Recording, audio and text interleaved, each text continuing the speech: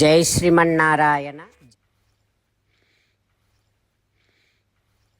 ఇదిగో నేను చేస్తూ ఉండేటటువంటి 14 ఏండ్ల వనవాసము ఉందే, ఇది అద్భుతమైనటువంటి మహాఫలాలను ఈ లోకానికంతటికీ ఇస్తుంది. ఓ మహర్షులారా, ఇక మీరు భయపడాల్సినటువంటి పనే లేదు.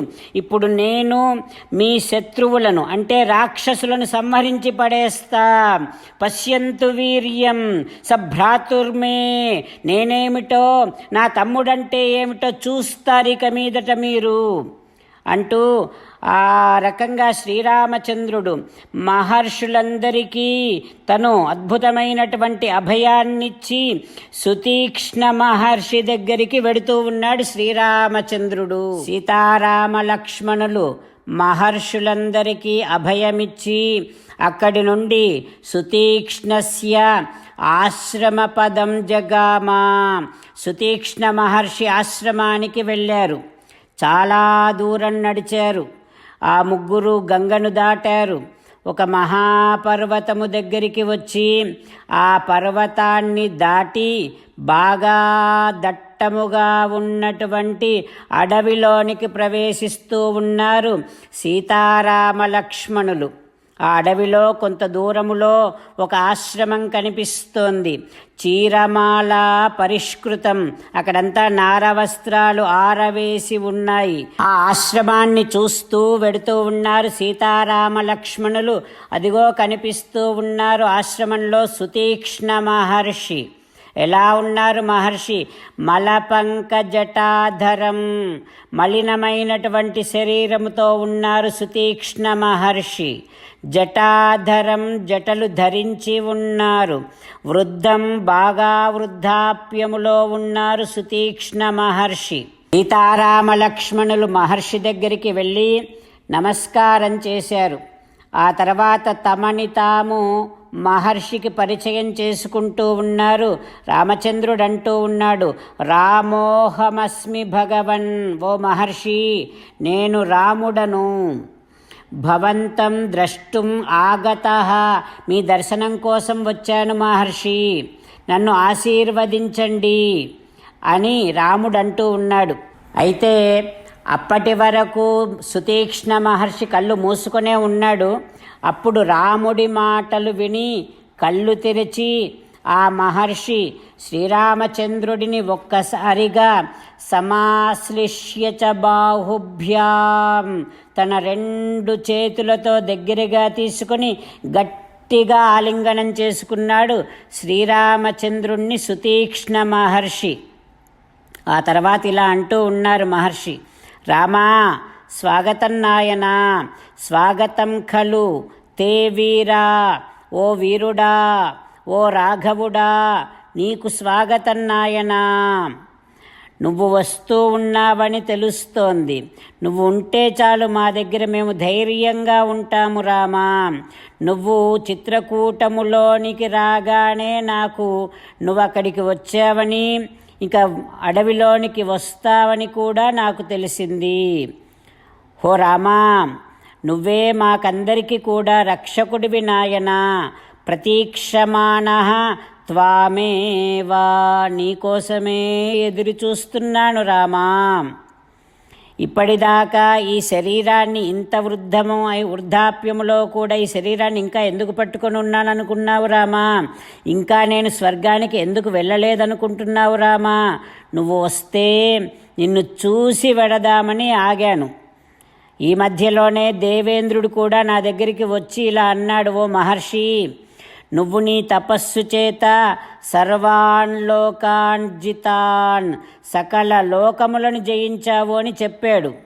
అయినా సరే నేను రాముడిని చూసే స్వర్గానికి వెడతా అని ఈ శరీరంలో ఇలాగే ఉన్నానయ్యా అంటూ సుతీక్ష్ణ మహర్షి శ్రీరామచంద్రుడితో అంటూ ఉన్నాడు.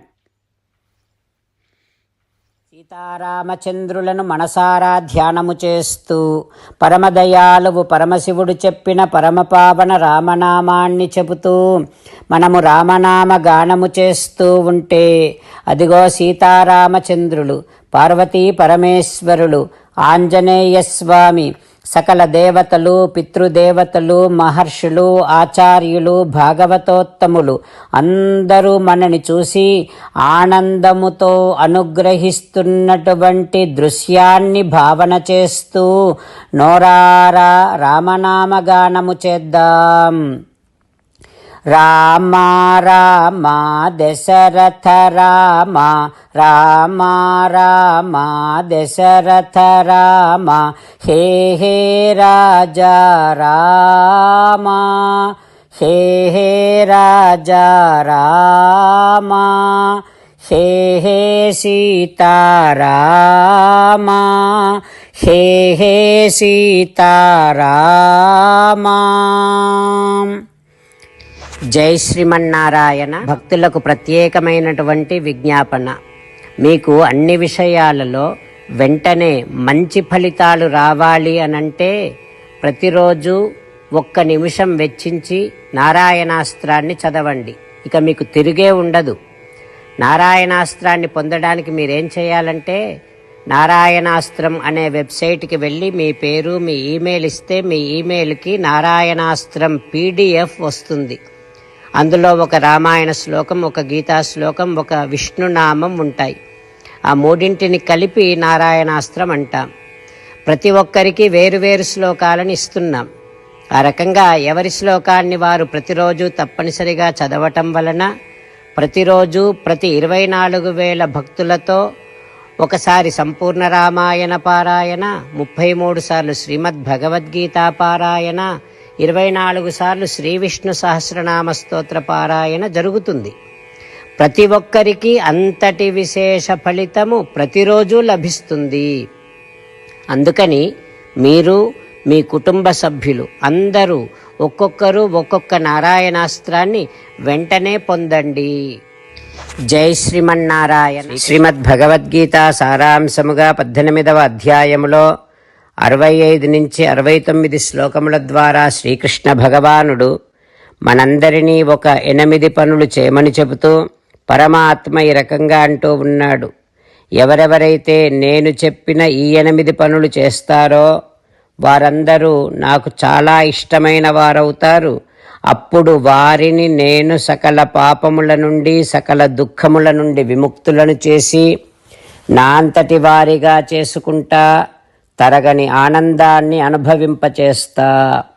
నిజమే చెబుతున్నా, ప్రమాణము చేసి చెబుతున్నా అంటూ సాక్షాత్తుగా దేవదేవుడైన శ్రీమన్నారాయణుడైన శ్రీకృష్ణ భగవానుడే మనను ఈ 8 పనులు చేయమని చెబుతూ ఉన్నాడు కనుక, హో శ్రీమన్నారాయణ, కరిష్యే వచనం తవ, తప్పకుండా చేస్తా, నువ్వు చెప్పినట్టే చేస్తా అంటూ మనం ప్రతిరోజు దేవదేవుడైన శ్రీమన్నారాయణుడికి ఈ రకంగా మాట ఇద్దాం. హో శ్రీమన్నారాయణ, నువ్వు చెప్పినట్టే నేను నిన్నే సంతతము ధ్యానము చేస్తూ ఉంటా. హో శ్రీమన్నారాయణ, నువ్వు చెప్పినట్టే నేను నీ భక్తుడిగానే ఉంటా. హో శ్రీమన్నారాయణ, నువ్వు చెయ్యమన్నట్టే నేను నా విధులను, కర్తవ్యాలను నీ సేవగా, నీ తృప్తి కోసమనే సక్రమంగా నిర్వర్తిస్తూ ఉంటా. హో శ్రీమన్నారాయణ, నువ్వు చెప్పినట్టే నేను నీవాడిని అనే మహావిశ్వాసాన్ని సంతతము కలిగి ఉంటూ నా హృదయములో నీకే నమస్కరిస్తూ ఉంటా. హో శ్రీమన్నారాయణ, మామేకం శరణం వ్రజ, నన్నొక్కడిని మాత్రమే శరణు వేడుకో అని నువ్వే అన్నావు కనుక నేను నిన్ను ఒక్కడిని మాత్రమే శరణు వేడుకుంటా. హో శ్రీమన్నారాయణ, మా శుచః, ఇక దుఃఖించకు అని నువ్వే నాకు భరోసా ఇస్తూ ఉన్నావు కనుక నేను ఇక దుఃఖించను. హో శ్రీమన్నారాయణ, నువ్వు చెప్పినట్టే నువ్వు నా కోసమని చెప్పిన శ్రీమద్భగవద్గీతను ఎప్పుడో ఒక్కసారి కాకుండా ప్రతిరోజు కనీసము 1 శ్లోకాన్నైనా అనుసంధానము చేస్తూ గీతోపదేశాన్ని జ్ఞాపకం చేసుకుంటూ ఉంటా.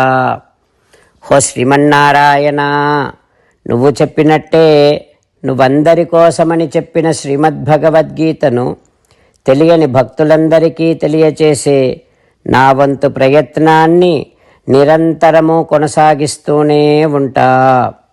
ఓ శ్రీమన్నారాయణ, నేను నువ్వు చెప్పినట్టే చేస్తా, నీకు నచ్చినట్టే ప్రవర్తిస్తా, నీకోసమే పని చేస్తూ ఉంటా. కరిష్యే వచనం తవ. సర్వం శ్రీకృష్ణార్పణమస్తు. జై శ్రీమన్నారాయణ.